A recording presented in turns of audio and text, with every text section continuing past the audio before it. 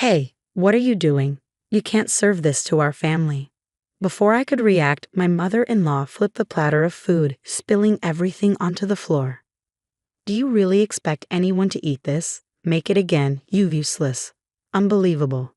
But she made one big mistake. My name is Christina, and I'm a 42-year-old stay-at-home mom. I live with my husband, Peter, our 14-year-old daughter, Karen, and my mother-in-law. It's been only 2 years since we moved in with her, but I feel like I'm at my limit. She keeps criticizing me all the time. Christina, why isn't dinner ready yet?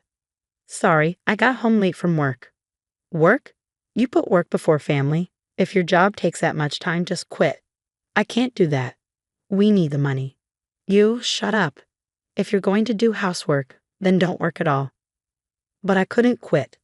Karen is in 8th grade, and soon she'll take high school entrance exams. She'll need tutoring, club fees, school trips, and new supplies. And after high school, there's college. On top of that, I need to save for retirement. Yet my mother-in-law keeps telling me to quit, as if she's trying to make my life harder. She raised 2 kids. She should know how expensive it is. She was the one who asked us to move in after my father-in-law passed away. She told my husband she was lonely, and he felt bad for her. I never wanted to live with her, but I agreed for his sake. And now she complains about everything I do. And that's not even the worst of it. She does other frustrating things too. Hey Mom, did you eat my cream puff? Karen asked one day. Huh? No, but it's gone. Grandma, did you eat it? Cream puffs. I don't even like those, she snapped. Then who ate it? I don't know. Either you or your mother is lying. I'm not lying. I didn't even get to eat it. You're probably just pretending so you can get another one. I would never do that. Sure you wouldn't. Stop accusing me. You have no proof I ate it.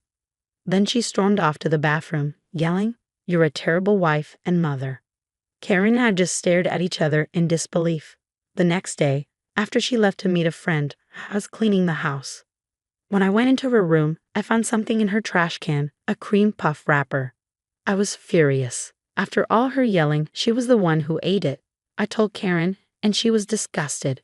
She said she wouldn't spend any more time with her than necessary. I wish I could do the same, but my husband travels a lot for work, so I'm stuck dealing with her. That evening, I showed her the wrapper. Brenda, you were so mean to us, but you were the one who ate the cream puff. She exploded. I did not. You or Karen must have put that in my trash to frame me, and how dare you go into my room? I was too tired to argue. She kept ranting, but I decided to stop letting it bother me. I started thinking of her complaints like a dog barking in the distance, annoying but easy to ignore.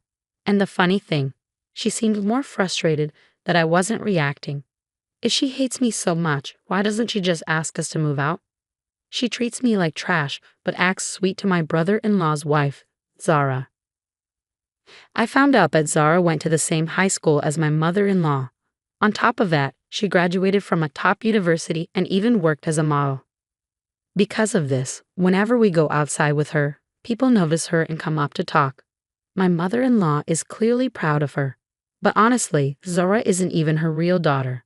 There's no reason for her to act like she deserves credit for Zara's success. I can't help but think she's only proud because she believes, since my son married such an amazing woman, that must mean I'm amazing too. One day, my brother-in-law and Zara came over for a visit. Zara, welcome, come in. You came all this way, my mother-in-law greeted her warmly. I brought some fancy sweets for you, Zara said, handing her a box. Oh my, these are my favorite. I'm so glad. Then my mother-in-law turned to me. Christina, hurry up and make some tea. All right, I muttered. That's how she treats me, like her personal maid. What's worse, she had even asked me to buy those same sweets for her the other day. Oh, you should stay for dinner too, my mother-in-law suddenly told Zara. Really? That would be lovely. Thank you. Just like that, she decided for us, even though I was the one who had to cook. I made 6 portions for my brother-in-law, Zara, my husband, my mother-in-law, my daughter, and myself. Zara kindly offered to help, but my mother-in-law immediately stopped her. Zara, you're a guest. You don't have to do that. Come sit and chat with me. So, in the end, I cooked everything alone. It was exhausting. I had enough. I finally decided to talk to my husband. Until now, I didn't want to bother him. I tried to be patient, but I couldn't live like this forever. My mother-in-law never stopped criticizing me, and I knew she never would. I told him everything. He was surprised and upset that I hadn't told him sooner, but he apologized for not noticing. Right away, he went to his mother and warned her to stop treating me like this. But it completely backfired. So you've been telling my son weird things. You think I'm berating you? You must be joking, she snapped. It's all Karen's fault. She and I aren't close. And you're the worst wife and daughter. If that wasn't berating, then what was? Clearly, my mother-in-law didn't care about common sense. Meanwhile, the day of our yearly memorial service was coming up. Things were tense between us. We barely spoke. But then, out of nowhere, she suddenly started talking to me. After the memorial service, some relatives were coming over for a meal. I need you to cook all the food, my mother-in-law ordered. What? We're not ordering food, I asked, surprised. No, I won't allow it. Don't even think about being lazy. You must make a proper home-cooked meal, she snapped before going to her room. Cooking for all our relatives was way too much work for one person. So I asked Zara, my brother-in-law's wife, if she could help. She happily agreed. With the two of us working together, we could just barely manage. On the morning of the memorial service, I was getting ingredients ready in the kitchen when my mother-in-law walked in. Well, I have some errands to run, so I'm heading out, she said casually. What? You're leaving now? I asked. Can't do anything about it. I'll be back before the service. Take care of the cooking for me, would you? And just like that, she walked out the door.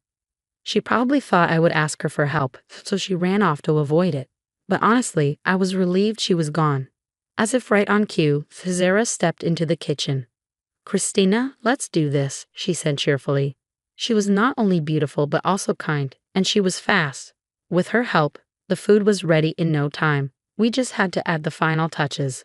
My mother-in-law returned right before the service started. Oh my goodness, Zara, you're here, she said sweetly. Then she turned to me. Christina, you did make sure the food is ready, right? Her tone was completely different depending on who she was talking to. My husband had already warned her about this, but she didn't care. Once our relatives arrived, I felt like I could finally relax a little. I wouldn't have to deal with her as much. But then, suddenly, Hey, Christina, what is this? She shouted. I turned to look. You're serving this to my relatives. You should have made something better. I had a bad feeling. She picked up a large platter of food. Hey, what are you doing? I shouted. It would be rude to serve this to our family. And with that, she flipped the entire platter over, spilling all the food onto the floor. Hey, I screamed. You expect anyone to eat this? Hurry up and make it again, you useless piece off. I stared at her in shock. Was she even human? She was grinning as she cursed at me. This wasn't an accident. She did this on purpose. No matter how well I cooked, I realized then, she was always going to find a reason to ruin it. But my mother-in-law had made a big mistake. I didn't make that food, I said. What? She asked, looking confused. Then Zara, who had heard me shouting, rushed into the kitchen. Oh my God, my dish, she cried. My mother-in-law's eyes went wide. Zara made this dish, I said. That's. I thought you were cooking everything today, she stammered. I couldn't make food for all our relatives by myself, could I? That's why I asked Zara for help. We worked together to prepare it, and you just deliberately knocked it onto the floor. Zara gasped. Oh, Brenda, you did that on purpose. That's awful. Why would you do something so mean? Oh no, I just thought Christina had made it. My mother-in-law stuttered. So if Christina made it, you would have thrown it on the floor? Zara asked. At that moment, Peter, my husband, arrived. My brother-in-law, hearing the commotion, also came over. I warned you to stop bullying my wife, Peter said angrily. And you still did this. Mom, what's going on? My brother-in-law asked, frowning. You've been treating Christina like this? That's disgusting. No, you're misunderstanding. My mother-in-law protested. You thought I made the food, I said. But it was actually Zara's. And you threw it on the floor. What? Mom, is that true? My brother-in-law demanded. It was an accident. The platter just slipped from my hands. She tried to explain. But then my daughter stepped forward. I have proof that Granny did it on purpose. What? My mother-in-law gasped. My daughter pulled out her phone and played a video. On the screen, my mother-in-law was clearly shown yelling at me, picking up the platter, and dropping it on the floor. It was recorded perfectly. When did you record this? I asked. When Granny called you over, I had a bad feeling, my daughter replied. Mom, you can't talk your way out of this, my brother-in-law said. Everyone, Zara, my husband, my daughter, and my brother-in-law, stared at her. Her face turned pale. She hung her head. When this gathering is over, we're leaving, Peter said. After that, you can live on your own. Oh no, you're abandoning me, she cried. You brought this on yourself, Peter said firmly. Then Zara turned to her. Brenda, if you like, you can live with me. Absolutely not. I don't want to live with someone who throws food on the floor and treats others horribly. Zara snapped. And just like that, it was over. I'll let you and Zara be alone during the day, my mother-in-law said, trying to act like she was in control. But my husband shook his head. No. First, you're cleaning up the mess you made. We're starting the memorial service now. With that, we left her behind. When our relatives asked where she was, my daughter showed them the video. Everyone was shocked. Their expressions changed instantly. They all despised her. By the time my mother-in-law finally arrived, everyone gave her cold, silent stares. I think that's when she realized she had made a huge mistake. After the memorial service, she didn't come home. We ordered food delivery and made sure our older relatives had enough to eat. Without her there, the atmosphere was so much better. The next day, my mother-in-law returned home, dropped to her knees, and begged us for another chance. But there was no way we were going to let her stay. In the 2 years I had lived with her, she had never once been kind to me. I couldn't imagine how anyone could be so cruel for so long. My husband and daughter agreed. We ignored her pleas, packed our things, and moved out. My brother-in-law and Zara had already cut ties with her, blocking her on everything. We did the same. She was completely shut out, not just by us, but by all the relatives. No one invited her to family gatherings anymore. I have no idea what she's doing now. I assume she's living alone, lonely and regretting everything. But that's her own fault. As for us, we're happy in our new home. My husband never doubted me, and I was grateful that he stood by my side. With him, I know we can handle anything. Together, we'll continue to support our daughter and create a joyful, loving home. People who deliberately ruin food and treat others badly deserve to be left behind. It's strange how my mother-in-law turned out like that when her 2 sons are kind and normal. Well, in the end, everyone abandoned her. And honestly, it felt good to see her face when she realized it.